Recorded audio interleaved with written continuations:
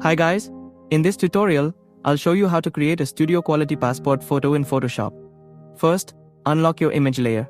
Next, double-click the layer to open the Layer Style panel, then enable Stroke. Set the stroke size to 8 pixels, choose white as the stroke color, and click OK. Now go to Edit Define Pattern, give your pattern a name, and click OK to save it. Next, create a new document with a white background by going to File New. Note the size, or click the adjustment layer icon and choose Pattern. Select the pattern you just created as image.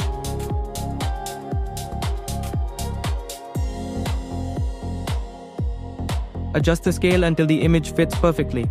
A value around 67% works well, but you can also fine-tune it to around 54% depending on your photo and the required passport size. Once you're satisfied with the result, click OK.